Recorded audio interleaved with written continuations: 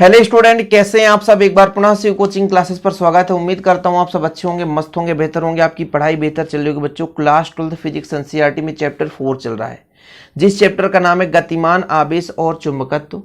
2024 के लिए नया सेशन स्टार्ट है। प्लेलिस्ट बना हुआ है, आप लोग प्लेलिस्ट में जाएं, क्रम से तैयारी करें। देखिए, आज का जो वीडियो लेक्चर काफी महत्वपूर्ण है, जो कि आप लोग यहाँ पे क्वेश्चन पढ़ेंगे। बहुत सारे बच्चे इस क्वेश्चन को छोड़ देते हैं और सबके समझ में भी नहीं आता। इसके पीछे मैं फैक्ट बताऊंगा कि ये कैसे कैसे यहाँ पर रूल्स लागू होते हैं और लोगों को दिक्कत हो जाती है। जैसे मत यहाँ पे दो फार्मूला केवल आपका यूज करूंगा कि किसी चालक तार पे धारा बह रही है तो उससे कुछ दूरी पर चुंबकीय क्षेत्र की तीव्रता कितनी होती है, और एक चुंबकीय क्षेत्र है और चुंबकीय क्षेत्र पर कोई चालक तार आ जाए और उसमें धारा बहे तब कितना वहां पर बल लग रहा होता है। ये दो फार्मूला यहां पर यूज होगा और कुछ भी नहीं होगा बच्चों, ठीक है। क्वेश्चन कैसे बन सकता है, दो समांतर एक ही दिशा में धारावाही चालकों के बीच बल का व्यंजक। इसका क्वेश्चन अलग भी हो सकता है कि दो समांतर विद्युत वाही चालक हैं लेकिन एक दूसरे के विपरीत दिशा में धारा बह रहा हो, तब उनके बीच बल कितना लगेगा। आकर्षण बल लगेगा, प्रतिकर्षण बल लगेगा, इस पर हम पूरा डीप में चर्चा करेंगे। फिलहाल सबसे पहले हमको क्या बनाना है, दो समांतर एक ही दिशा में धारावाही चालक। चलिए दो समांतर चालक तार बनाते हैं बच्चों। यहां पर देखिएगा, हम एक मान के चलते हैं, हमारा ये आपका ए बी है, ठीक है। ए बी मान के चलते हैं बच्चों, ए और बी है। आप ए बी सी डी मान सकते हो, पी क्यू आर एस मान सकते हो, ये आपकी इच्छा है। दूसरा हमारे पास एक और चालक तार है बच्चों, जिसको हमने दे दिया सी और डी। यदि इसमें धारा आई बह रहा हो, पहला है इसलिए इसमें I1 धारा बहेगा। इसके कारण किसी बिंदु पर चुंबकीय क्षेत्र की तीव्रता मैं आपसे कहूं तो आप कहोगे B बराबर μ0 अपान 4 पाई इंटू 2I1, और कितने दूरी पर, D दूरी पर। तो ये आप लोगों ने थ्योरम पढ़ा है कि एक चालक तार है जिसमें धारा बहाते हैं तो उससे R दूरी पर चुंबकीय क्षेत्र कितना होता है, तो B बराबर μ0 अपान 4 पाई 2I अपान डी। ये पहला कंडीशन है। अब ये चालक तार है बच्चों, इसमें आपसे कहा जाए चुंबकीय क्षेत्र की दिशा कैसी होगी, तो आप लोगों ने बहुत पहले पढ़ा है स्टार्टिंग में। ऑरस्टेड के बाद हमने कहा कि भाई ऑरस्टेड साहब बताए कि एक चालक तार है जिसमें धारा बहाते तो उसके चारों ओर चुंबकीय क्षेत्र जनरेट हो जाता है। अब चुंबकीय क्षेत्र की दिशा कैसी होती है, तो आप दाएं हाथ के नियम से पढ़ लो कि दाएं हाथ से इस प्रकार पकड़ो, ये हमारा मान लीजिए हाथ है, ठीक है। अब आप लोगों को थोड़ा सा मोबाइल में कितना जूम हो सकता है यार, मैं कहता हूं थोड़ा सा ऐसा देखिएगा। मेरा अंगूठा इस चालक तार के दिशा पे है तो उंगली जिधर मुड़ी है वो उसके चुंबकीय क्षेत्र की दिशा होगी। फिर से समझो, ये मेरा अंगूठा चालक तार में बहने वाली धारा की दिशा में है तो उंगली जिस दिशा में मुड़ेगा वो चुंबकीय क्षेत्र होगा, ठीक है। कहने का मतलब उंगली इस तरीके से, मतलब इधर से अंदर जा रहा, बाहर की ओर आ रहा है। डीप में समझाऊंगा, बिल्कुल आप निश्चिंत रहें। अब मैं यहाँ पे एक चालक तार कुछ इस प्रकार से बनाता हूं। ये मेरा चालक तार है, धारा ऊपर की ओर बह रहा है तो चुंबकीय क्षेत्र इस प्रकार से होगा, ऐसे अंदर की ओर जाएगा फिर बाहर आएगा, अंदर की ओर जाएगा फिर बाहर आएगा, अंदर की ओर जाएगा फिर बाहर आएगा, अंदर की ओर जाएगा फिर बाहर आएगा। मतलब यहाँ पे जो चुंबकीय क्षेत्र इसके कारण अंदर की ओर जाएगा, यानी यहाँ पे जो चुंबकीय क्षेत्र होगा वो अंदर की ओर होगा। पहली बात समझ लो, इस चालक तार के कारण इसके चारों ओर चुंबकीय क्षेत्र, तो यहाँ पे जो चुंबकीय क्षेत्र है अंदर की ओर होगा और इधर चुंबकीय क्षेत्र बाहर की ओर होगा। समझ में आया? क्योंकि ये चालक तार है, देख लो बच्चों, इसके कारण चुंबकीय क्षेत्र अंदर की ओर कुछ इस प्रकार से धारा बहेगा, ठीक है। धारा ऊपर की ओर बह रहा है तो चुंबकीय क्षेत्र की दिशा इस प्रकार से होगी।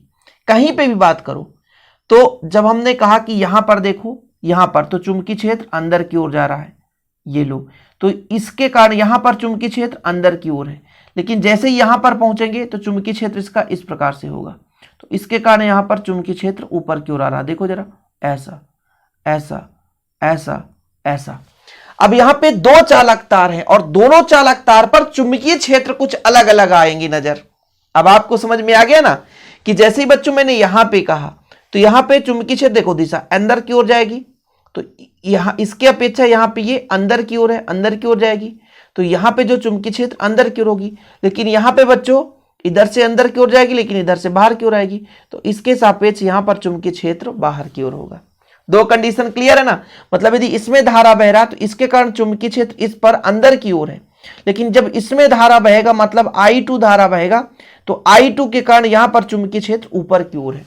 इसी से हम निकाल पाएंगे कि इसके बल का डायरेक्शन क्या है। मैं भी एक बार समझा दिया और आगे भी समझाऊंगा, अभी फिलहाल इतना आप निश्चिंत रहें। मैंने कहा कि हमारे पास AB और CD दो समांतर धारावाही चालक तार हैं जिनके बीच की दूरी बच्चों हमने कहा D है, जिनके बीच की दूरी स्मॉल d है। तब हम इस AB में धारा I1 बहाया तो किसी बिंदु पर, मान लीजिए हमारा एक चालक तार जो CD है इसी के किसी बिंदु पर D दूरी पर ही है, किसी बिंदु पर चुंबकीय क्षेत्र की तीव्रता कितना होगा बच्चों? चुंबकीय क्षेत्र की तीव्रता तो मैंने बताया B बराबर μ0/4 पाई 2I/d, 2I/d। तो यहां पर लिख सकते हैं कि चालक AB से कितनी दूरी पर? D दूरी पर, D दूरी पर चुंबकीय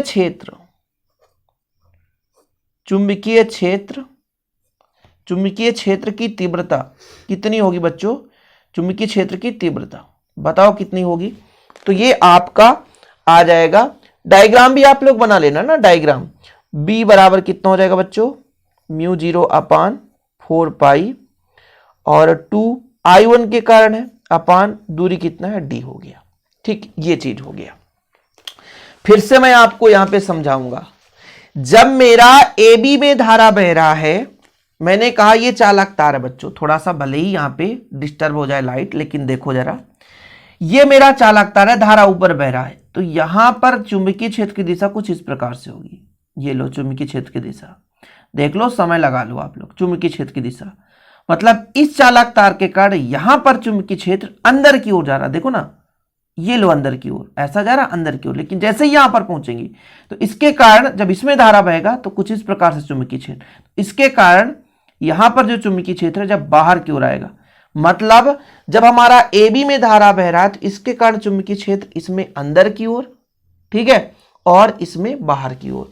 मतलब इस क्षेत्र की दिशा में कागज तल, मतलब जो इसमें धारा बह रहा है, यहां पर जो चुंबकीय क्षेत्र कहां होगा बच्चों? लंबवत नीचे की ओर, कागज तल के लंबवत नीचे की ओर होगा। ठीक है, कोई दिक्कत तो नहीं है। मतलब हमने धारा I1 बहाया, इसके कारण जो चुंबकीय क्षेत्र वो लंबवत नीचे की ओर, भाई हमने पहले ही बताया था कि कुछ इस प्रकार से आपका चुंबकीय क्षेत्र जनरेट होगा। मतलब यहां पे मैं कह दूं तो कुछ इस प्रकार से आपका चुंबकीय क्षेत्र जनरेट होगा। ठीक है, फिर आपका ये कुछ इस प्रकार से चुंबकीय क्षेत्र जनरेट होगा। मतलब अंदर की ओर जाएगा फिर बाहर की ओर जाएगा, अंदर की ओर जाएगा फिर बाहर की ओर जाएगा। ये इसके चुंबकीय क्षेत्र का डायरेक्शन है। ठीक, डायग्राम बना रहा हूं, धीरे धीरे करके आपको समझ में आ जाएगा। तो यहां पर मैं लिख सकता हूं बच्चों कि इस क्षेत्र की दिशा, ये जो चुंबकीय क्षेत्र है, इस क्षेत्र की दिशा किधर होगी बच्चों? दिशा कागज के तल के लंबवत नीचे की ओर होगा बच्चों, नीचे की ओर होगा। यह चीज मैंने आपको पहले ही बता दिया भाई, नीचे की ओर होगा। ठीक है, अब जैसे ही ये चुंबकीय क्षेत्र जनरेट कर दिया, जो पहला चालक तार है ये चुंबकीय क्षेत्र जनरेट कर दिया। आप लोगों ने एक थ्योरम पढ़ा था कि हमारे पास एक समान चुंबकीय क्षेत्र है और इसमें एक चालक तार थीटा कोण बहाते हुए यहां पे I धारा बह रहा है, तब इस पर जो बल लगता है वो किस पर डिपेंड करता है? उसके धारा पर, उसकी लंबाई पर, उसके चुंबकीय क्षेत्र पर और साइन थीटा पर। बोला गया जब थीटा का मान 90 डिग्री हो तो अधिकतम बल लगता है, तो F बराबर ILB डिपेंड कर दिया। मतलब कितना धारा बह रहा उस पर डिपेंड कर रहा है, इसकी लंबाई पर डिपेंड कर रहा है और इसके चुंबकीय क्षेत्र पर डिपेंड कर रहा है। मतलब हमने ये कहा कि ये जो हमारा पहला चालक तार है इसके कारण चुंबकीय क्षेत्र जनरेट हुआ और इसके चुंबकीय क्षेत्र में हमारा एक दूसरा चालक तार आया, तब इस पर एक बल लगेगा। मतलब इस क्षेत्र में दूसरा तार जो CD है, जब इसमें धारा बहाएंगे तो भैया ये आपका एक बल का अनुभव करेगा।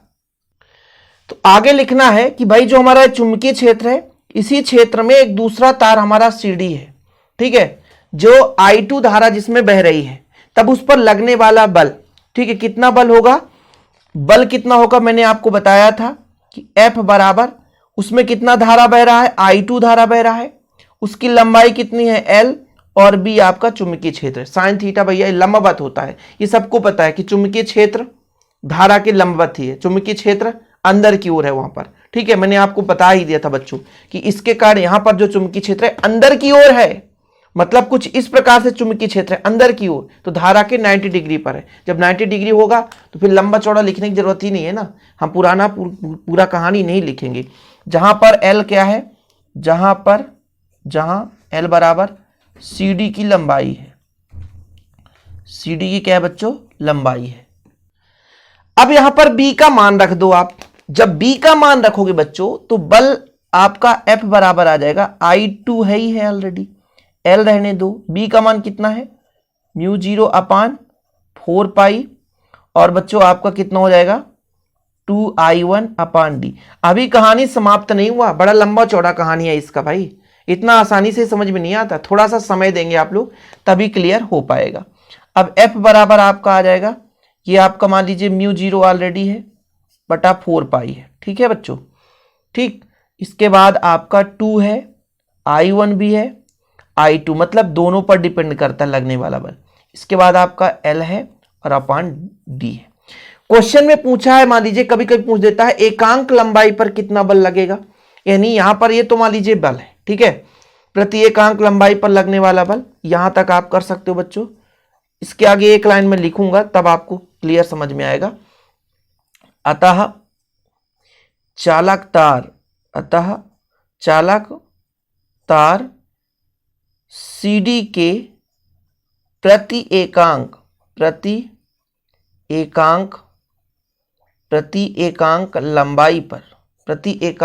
लंबाई पर लगने वाला बल, प्रति एकांक लंबाई मतलब प्रति एकांक लंबाई पर, देखिएगा बोला है प्रति एकांक लंबाई पर बल, मतलब L का भाग दे देंगे तो L यहां से कैंसिल हो जाएगा, आ जाएगा μ0/4π 2I1I2/d।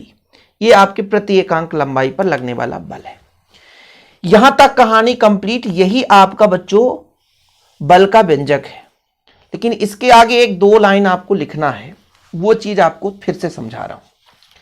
जैसा कि बच्चों धारा जब एक ही दिशा में बह रहा है, फिर से डायग्राम बनाऊंगा, फिर से समझाऊंगा, तब आपको थोड़ा सा क्लियर होगा।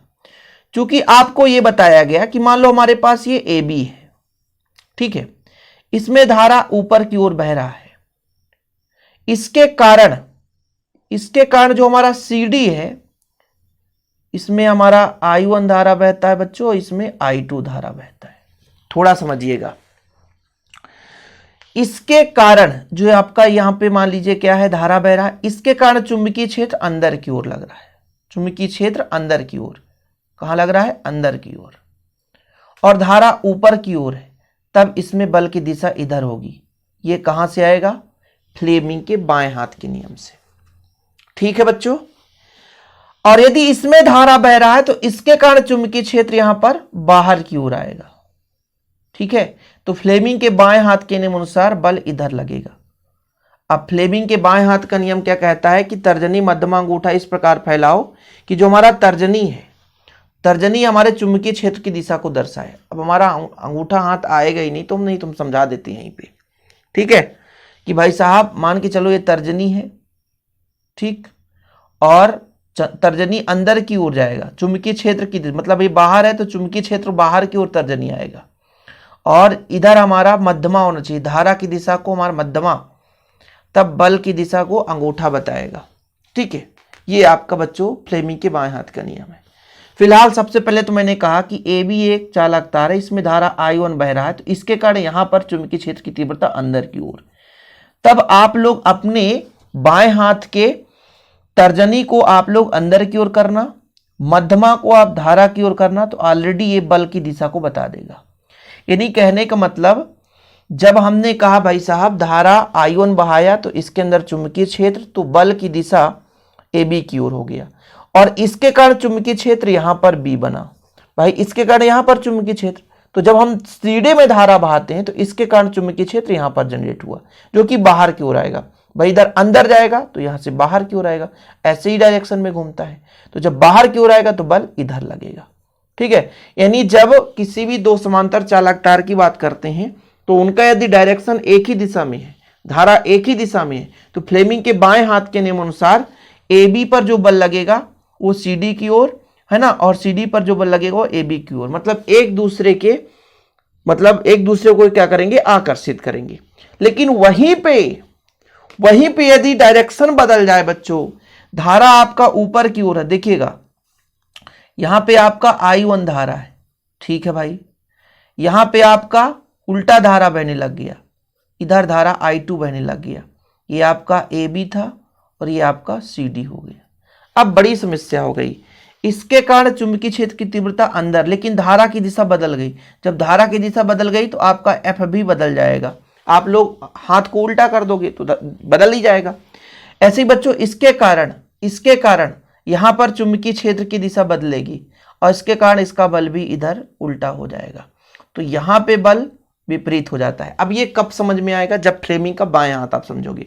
फ्लेमिंग के बाएं हाथ में इतना ध्यान रखना, चुंबकीय क्षेत्र, आप तर्जनी को चुंबकीय क्षेत्र की दिशा में डायरेक्शन कर लेना, ठीक है, और आप अपने मध्यमा को धारा की दिशा में डायरेक्शन कर लेना। तो अंगूठा वो बल की दिशा को बता ही देगा, अंगूठा बल की दिशा को बता ही देगा, बिल्कुल आप परेशान मत होना।